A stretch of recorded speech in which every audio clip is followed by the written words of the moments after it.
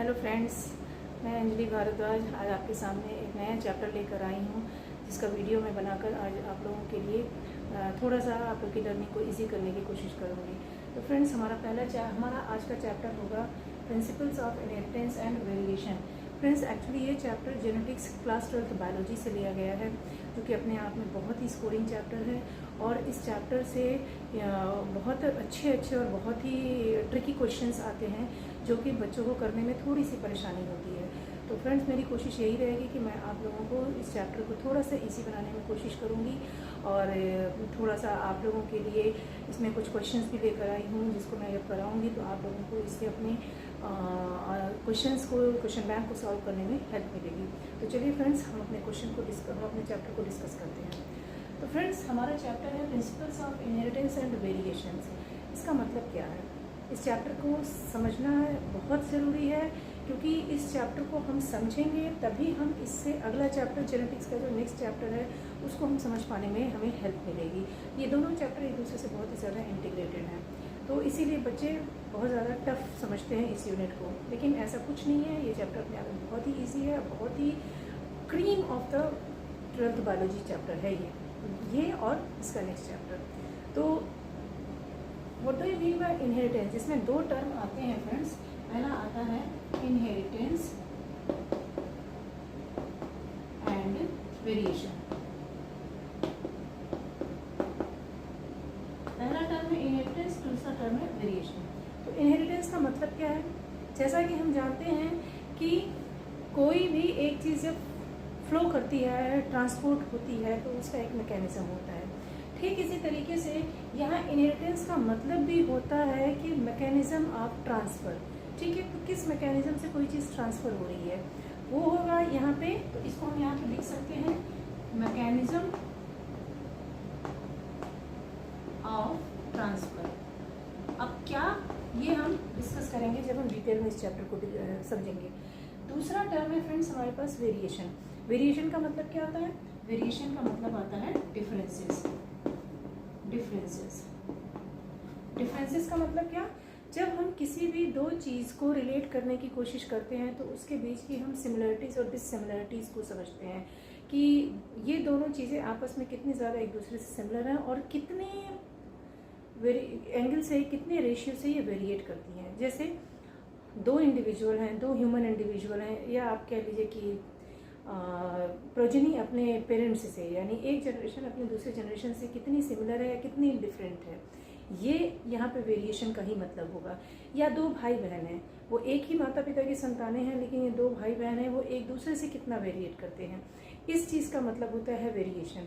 तो यहाँ इन दोनों टॉपिक को, इनहेरिटेंस और वेरिएशन को इंटीग्रेट कर दिया गया है प्रिंसिपल के साथ। मतलब अगर कोई चीज़ ट्रांसफ़र हो रही है from one generation to another generation, तो कितनी वेरिएशन के साथ ट्रांसफ़र हो रही है।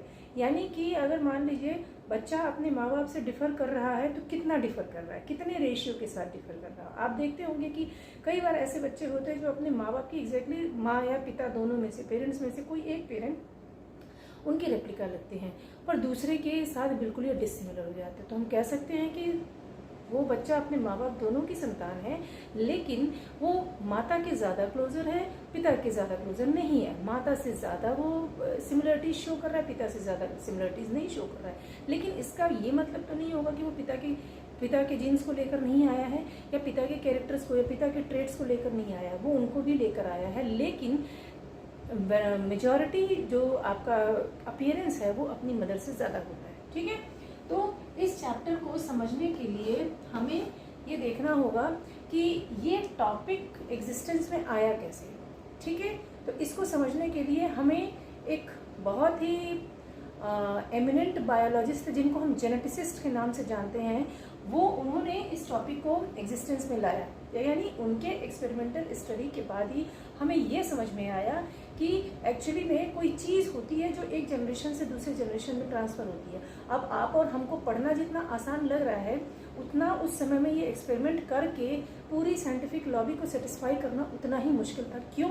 कि उस समय आपकी साइंस इतनी ज़्यादा एडवांस नहीं थी, टेक्नोलॉजी इतनी ज़्यादा डेवलप्ड नहीं थी।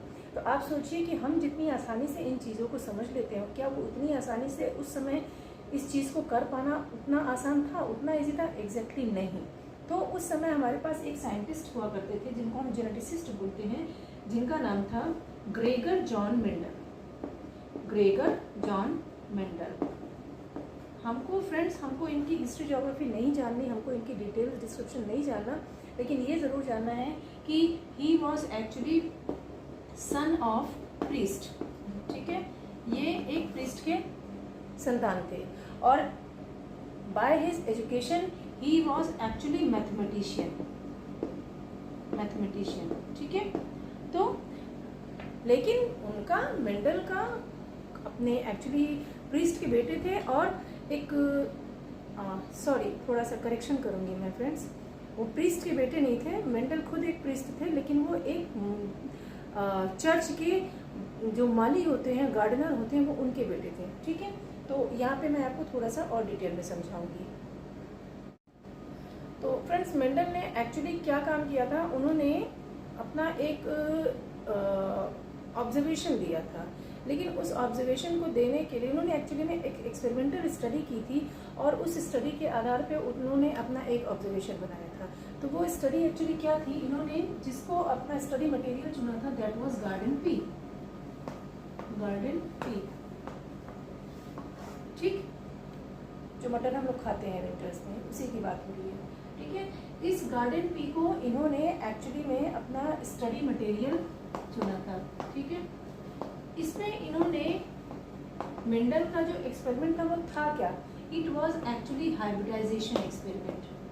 ठीक, हाइब्रिडाइजेशन एक्सपेरिमेंट में इन्होंने एक्चुअली में मटर के प्लांट में दो तरीके से हाइब्रिडाइजेशन किया। पहला इन्होंने किया, इसकी क्रॉसिंग की। ठीक है, यानी दो डिफरेंट मटर के इंडिविजुअल को लेके उन्होंने इसको क्रॉस कराया। ठीक है, और दूसरी बार इन्होंने क्या की, सेल्फिंग कर दी। तो एक क्वेश्चन फ्रेंड्स दिमाग में ज़रूर आता है कि इन्होंने मटर का प्लांट ही क्यों चुना था, क्यों नहीं इन्होंने कोई अदर प्लांट चुना था? तो उसका कुछ बेसिक रीज़न ये है कि उन्होंने ट्राई तो बहुत सारे प्लांट्स पे किया था, लेकिन मटर का प्लांट इन्हें काफ़ी ऑथेंटिक रिजल्ट दे रहा था। रीज़न बिहाइंड, एक तो मटर का प्लांट बहुत ही इजी ग्रोइंग होता है, दूसरा ये आपका एक साल में फ्लावरिंग फ्रूटिंग दोनों दे देता है। तो हम इसको नोट डाउन भी कर सकते हैं। ठीक है, why he has chosen garden pea. तो एक क्वेश्चन दिमाग में आता है ना कि वाई चूजन गार्डन पी। ठीक है, तो इसका आंसर क्या होगा? फर्स्ट, इजली अवेलेबल, मटर इजली अवेलेबल हो जाता है। ठीक है, दूसरा flowering and fruiting occur in the same year, in 1 year। ठीक है, थर्ड, तीसरा क्या होता है, we can see a lot of contrasting traits, जो कि मेंडल का सबसे ज़्यादा एक इम्पॉर्टेंट बेसिक की कॉन्सेप्ट था। Contrasting traits are found in pea, ठीक है। चौथा क्या था कि पहला हमने देखा इजीली अवेलेबल था, चौथा था हमारा लेस एक्सपेंसिव। ठीक है, तो आप देख रहे हैं इजीली अवेलेबल है, फ्लावरिंग फ्रूटिंग 1 साल में हो जाती है, तो हमको रिजल्ट जल्दी मिल जाएंगे। ठीक है, कंट्रास्टिंग ट्रेड्स बहुत ज़्यादा मिल जाते हैं अकेले मटर के प्लांट्स में। हमको टॉल मिलेगा तो डॉग भी मिलेगा, हमको फ्लावर की पोजीशन एक्सियल मिलेगी तो टर्मिनल भी मिलेगी। इस तरीके से number of traits we can see in the मटर। एंड लेस एक्सपेंसिव होता है। तो और फिफ्थ, इस मटर के प्लांट में cross and self hybridization easy होता है, कैन बी फाउंड ईजी। ठीक है, that's what he has chosen मटर, we can say garden pea, जिसका कि बोटेनिकल नेम भी क्या होता है, पाइसम सेटाइवम, पाइसम सेटाइवम। ठीक है, तो फ्रेंड्स अभी मैंने आप लोगों को कुछ इंट्रोडक्शन ऑफ द चैप्टर दिया है, जिसमें हमने ये देखा है कि जेनेटिसिस्ट मेंडल जो थे, जिन्होंने अपना एक हाइब्रिडाइजेशन एक्सपेरिमेंट कंडक्ट किया था, just to know that how the characters are transfer from one generation to another generation, इसके पीछे क्या क्या रीजंस होते हैं, और मटर को इन्होंने क्यों चुना, और इसके आधार पे इन्होंने जो अपना एक्सपेरिमेंट करके ऑब्जर्वेशन निकाला, और उसके बाद इन्होंने अपना जो रेफरेंसेस दिया, जो इनके रिजल्ट्स निकल के आए, वो सारी चीज़ें मैंने आपको बताया इस इंट्रोडक्शन पार्ट में। और आगे की जो भी इनका एक्सपेरिमेंटल कंडक्शन था, कैसे किया, उन्होंने जो कंट्रास्टिंग ट्रेड्स लिए थे, वो कंट्रास्टिंग ट्रेड्स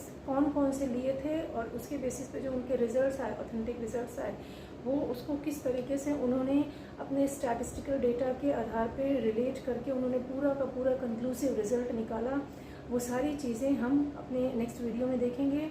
तो फ्रेंड्स, आई होप आपको मेरा ये वीडियो पसंद आया होगा। अगर आपको मेरा ये वीडियो पसंद आया है तो आई वुड अप्रिशिएट अगर आप मेरे वीडियो को लाइक करेंगे, सब्सक्राइब करेंगे और शेयर करेंगे। तो मैं अपने नेक्स्ट वीडियो में इससे नेक्स्ट जो आपका कनेक्टिंग टॉपिक है, जो कि मेंडल्स लॉ ऑफ इनहेरिटेंस है, और उसके साथ साथ इन्होंने मटर के जो 7 कैरेक्टर्स कंट्रास्टिंग ट्रेड्स को लिया था, वो किस तरीके से इन्होंने कंडक्ट करके अपना रिजल्ट दिया, वो मैं आपको अपने नेक्स्ट वीडियो में बताऊंगी। Till then, goodbye and wait for my next video. Thank you, friends.